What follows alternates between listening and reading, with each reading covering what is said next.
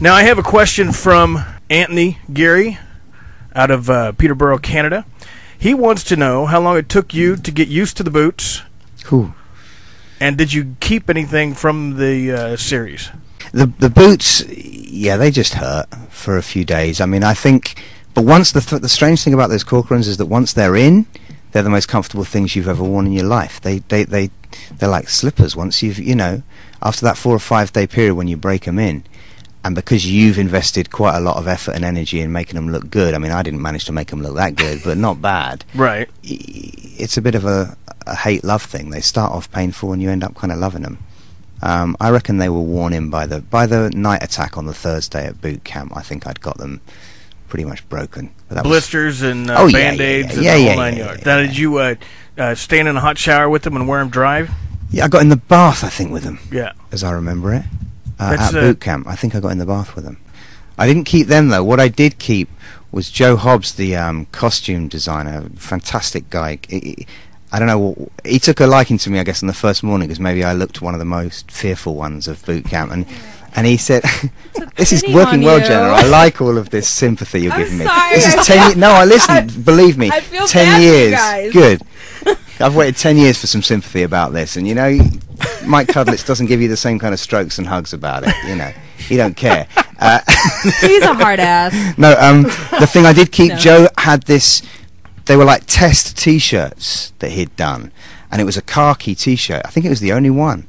And there were some of them that were used in the series that were, I think, white ones for the Takoa guys. But this was a test T-shirt that he did with a lovely faded white kind of print of the 506th Parachute Infantry Regiment logo on. Yeah. And I loved it, and it was very faded, and I've still got it. I still gym out in it 10 years later. Nice. Yeah, don't tell my wife. I think she tries to get rid of shirts that are ruined under the under the armpits. This thing's literally brittle. And the only other thing, I did keep one of those lovely leather officers' jackets, but I didn't get the real good one. I got a couple of those.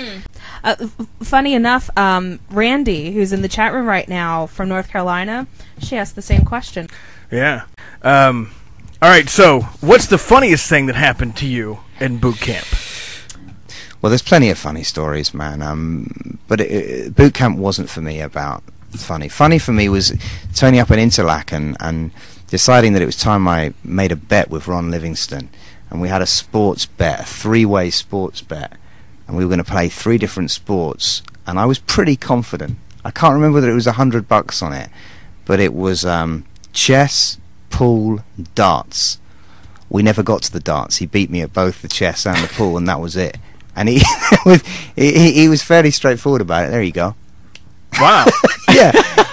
I didn't. And I was really gutted. And I don't know whether he'd played down his. How did Livingston beat you at pool? Isn't the billiards basically a British sport to begin with? Yeah, but pool isn't. I don't know, man. Maybe I was nervous because he'd taken the chess already. Maybe the pool then.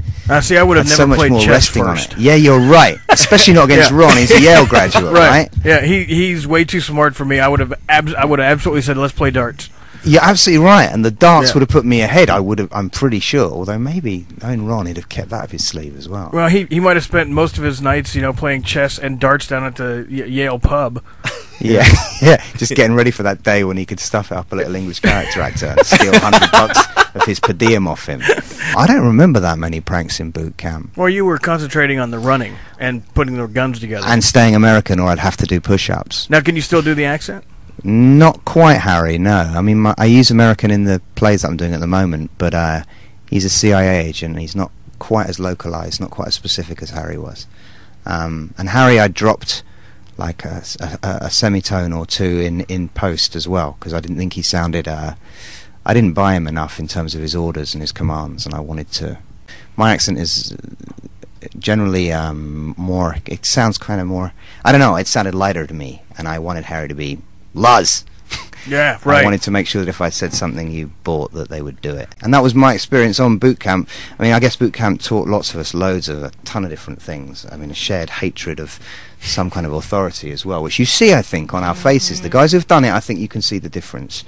But for me, it taught me. Harry was a pretty reluctant officer, my guy. He'd been busted down to private from NCO, I think 2 or 3 times before he was moved to Easy Company. So he wasn't one that jumped towards wanting to command people, and I think I took a bit of that on maybe, and it's quite nerve-wracking as an English boy of whatever I was. I don't 28, remember 29. hearing about him getting busted down. He's not at Toccoa. He's not in the. He turns up during the first episode because he didn't.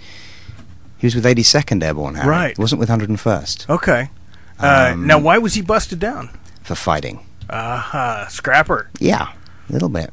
But I think that was a reluctance to command. Right. Really. That was what I read into it. And, what boot camp kind of taught me was, decisions that I made early on was that combat for me was chaos. And it was frightening. Those were the two biggest things that, I remember that night attack we did on Thursday night was chaos, that night attack. I fell asleep before it. We were all lying down because we'd lost where we were supposed to go.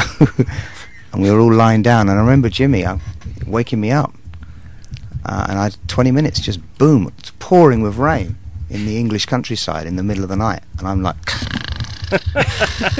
just out of it. When it came to the actual combat, I didn't fire a round. Not one round. There were some guys who sprayed the whole night up.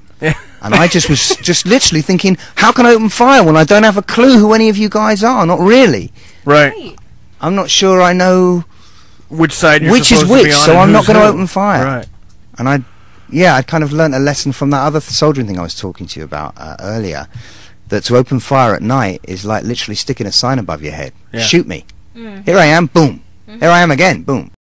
But I had to actually order these guys around, and obviously when they're young American lads, that's another hurdle for us Brits to get across, I think, a little bit. All right, so boot camp, not so much fun for you. I'm being honest. I'm trying to look for the light at the end of that tunnel, and it's not happening. I remember. It's like a train. It's funny. Listen, That's all there is. I'll be honest. It's a lot funnier now. I think that's refreshing because everyone's like, it changed me. It made me this, and it was this, and it was that. And it's like, you know what? Boot camp sucked. Yeah, I'm sorry. Boot camp sucked. I remember splitting off and having a chat with Ross McCall on like the Tuesday of the second week, and that was the first time I'd broken out of accent. Oh, okay. That's 7 or 8 days speaking in a different accent, and the conversation is full of expletives, but I said, what, I'm losing my brain here, Ross, please help me, man. Where are we? What has happened in the last? That was kind of funny. If you think things like that are funny, it was full of dark humour, boot camp, but actual pranks